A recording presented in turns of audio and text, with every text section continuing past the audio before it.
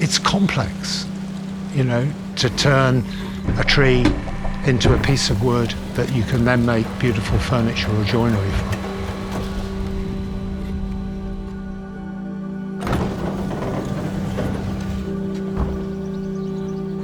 This time, it's about an exhibition. It's about presenting a message rather than necessarily presenting a product. Wood for the Trees project and exhibition in Copenhagen has come out of the Forested Future film that AHEC made and showed for the first time in London last year. Very early on, we got into conversations with Mitre Mondays. We're a design studio based in London, and we work between a studio and a workshop. And we're really a materials-led design practice.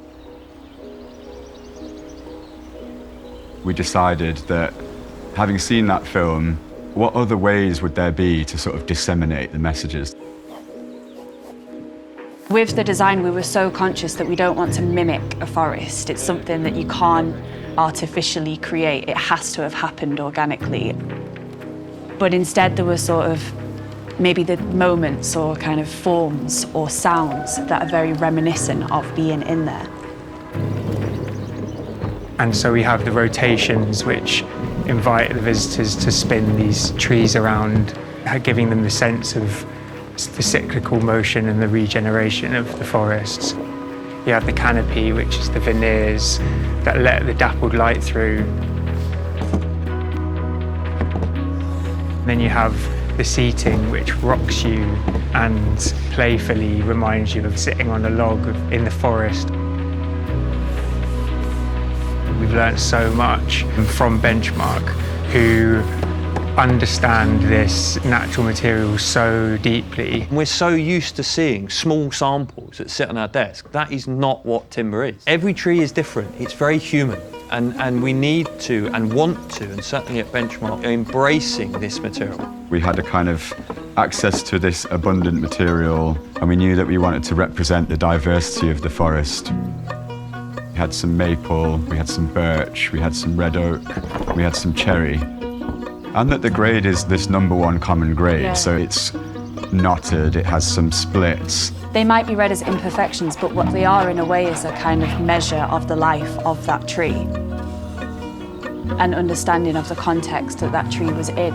It's exactly that, isn't it? That kind of excitement at what you're going to discover in the grain. That's kind of the whole message. It's like you've got to celebrate that.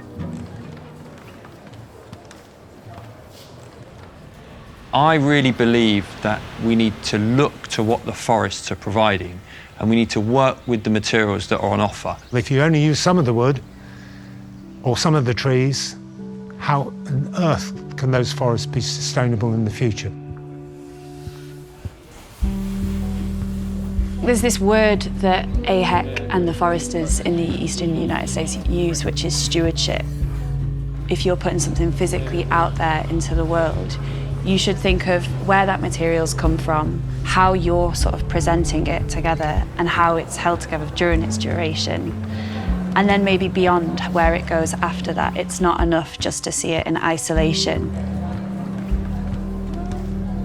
If you are making a decision as a designer to only use one species, or you're making a decision to make it look artificial, or to take out all the natural bits, I'm sorry to say it, but you're being irresponsible. If we can point that out, I think most designers would want to change their behaviour.